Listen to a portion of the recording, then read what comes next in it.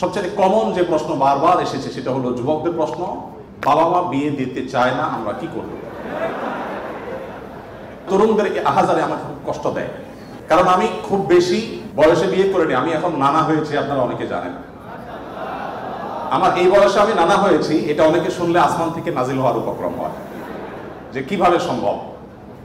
তো আমি বলি, আমি আমার সংসার জীবন গোছানো শেষ, আমি এবং আমার মিসেস সহ বাকি জীবন আরামের সাথে দেশ বিদেশ যদি ঘুরেও বেড়াই, আল্লাহ বিল্লাহ করে বাকি জীবন কাটিয়ে দিই, আমার কোনো টেনশন নাই, কারণ আমার সংসারের সব সেট করা শেষ। সে সমস্ত মানুষদেরকে দেখে আমার করুণা হয়, মায়া হয়, যারা আর্লি ম্যারেজকে দোষণীয় মনে করে তারা অনেক বেশি দেরি করে তথাকথিত নিজের পায়ে দাঁড়ানোর কথা বলে 30-35 পার হওয়ার পর বিবাহ শাদী করেন। এই মানুষগুলো তাদের ছেলে মেয়ে হইতে হইতে, প্রথম তো আবার ছেলে মেয়ে নেওয়া যাবে না, একটা লম্বা সময় এনজয় করতে হবে, 40-এর পর হয়ে যায় ছেলে মেয়ে হতে হতে। এরপর এই ছেলে পড়ালেখা করে গ্রাজুয়েশন করতে করতে 55-60 ছুঁই হয়ে যায়, ততক্ষণে সংসারের ঘানি টানতে থাকে। আল্লাহ না করুন ছেলেটা যদি অমানুষ হয়, এই বেচারা বৃদ্ধ বয়সে আর যাওয়ার কোনো উপায় নাই। আবার সন্তান তো একটা বা দুইটা বেশি নেওয়া যাবে না, তাহলে তার দুঃখের কোনো শেষ আছে? আর আমার সবকিছু কমপ্লিট।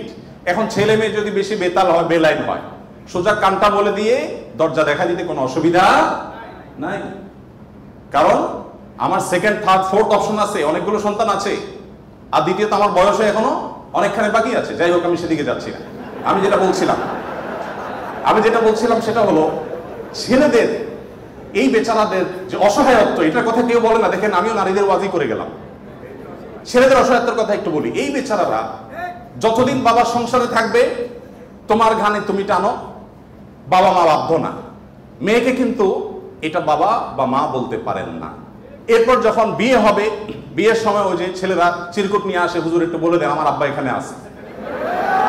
আমি পল্টনে একটা হোটেলের উদ্বোধনী দিনে আমার এক বন্ধু মানুষ সেখানে গেছিলাম, এক ছেলে তার বাবাকে ধরে আমার কাছে নিয়ে আসছে, এসে বলছে, হুজুর আপনার অনেক ওয়াজ শুনছি, আজকে আমার বাপরে হাতের কাছে পাইছি, আমাকে বিয়ে দেন। আমি বহু বলছি, আজকে আপনি হাতে নাতে বলেন। আমি নিজের লজ্জা লাল হয়ে গেলাম, ছেলে কি বেহার। যাই হোক, তো এই বেচারারা বিয়ে করতে যাবে, বাপ বলে যে কি করো তুমি, বিয়ে করবে মানে টাকা কামাই করো। মেয়েদের বিয়ের সময় কি বাবা মা এটা বলে তুমি কয় টাকা কামাই করছো তোমার বিয়ে দিব? বলার সুযোগই নাই, রাইটই নাই।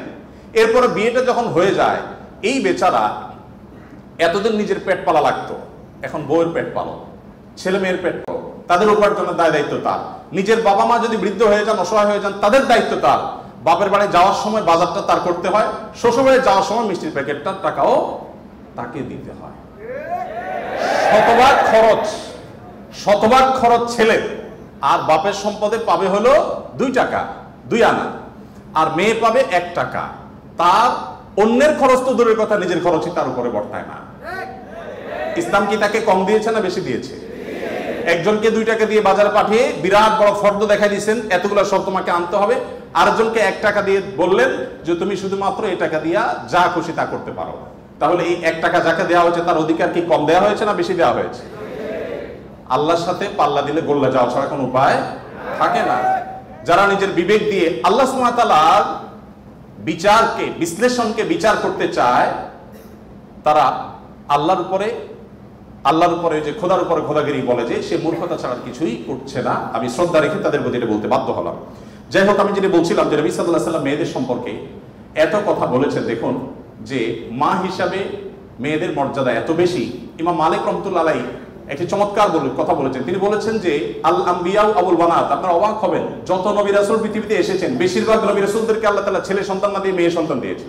নবী করিম সাল্লাল্লাহু আলাইহি ওয়াসাল্লাম বলেছেন, কোনো বাবা, কোনো অভিভাবক, কোনো প্যারেন্টস, কোনো মা যদি কোনো কন্যার কারণে কন্যা দায়গ্রস্ত হয়ে পড়ে, সমাজের মানুষের কুসংস্কারের কারণে যদি তার মুখটা ছোট হয়ে যায়, কোন কারণে তিনি যদি কোনটা সময় পরিস্থিতির মধ্যে পড়ে যান, এরপরও তিনি যদি সেই মেয়েদেরকে লালন পালন করার ক্ষেত্রে কোনো কার্পণ্য না করেন, সমাজের বিরুদ্ধে দাঁড়িয়ে বুক টান করে যে তার কন্যাদেরকে তিনি ভালোবাসা দেন, সদাচরণ করেন, তাদের অধিকার যথাযথভাবে দিয়ে দেন, তাহলে সেক্ষেত্রে নবী সাল্লাল্লাহু আলাইহি ওয়াসাল্লাম বলেছেন এই কন্যাদের প্রতি সদাচরণ করবার কারণে জাহান্নাম থেকে মুক্তির কারণ হবে কিয়ামতের ময়দানে ওই ব্যক্তির জন্য। এটি নবী সাল্লাল্লাহু আলাইহি ওয়াসাল্লামের বহু হাদিস আছে, আমি আর সেদিকে যাব না, শুধুমাত্র একটি হাদিস বলে শেষ করব। সেটা হলো, আপনারা জানেন নবী করিম সাল্লাল্লাহু আলাইহি ওয়াসাল্লামকে জিজ্ঞাসা করা হলো, ইয়া রাসূলুল্লাহ মান আহাক্কুন নাসি বিহুসনি সুহবাতি, আমার সবচেয়ে ভালো আচরণ পাওয়ার অধিকারটা কার?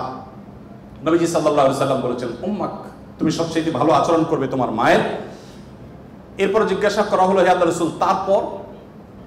আপনারা জানেন হাদিসটি খুবই প্রসিদ্ধ হাদিস। তিনি বলেছেন তারপর তোমার মায়ের। জিজ্ঞাসা করা হলো তারপর, এরপর বললেন তারপরও তোমার মায়ের।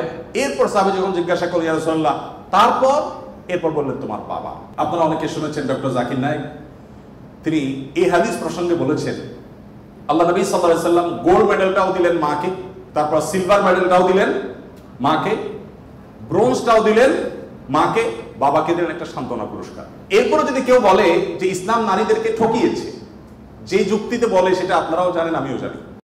আস-সুন্নাহ ফাউন্ডেশন, উম্মার স্বার্থে সুন্নাহর সাথে।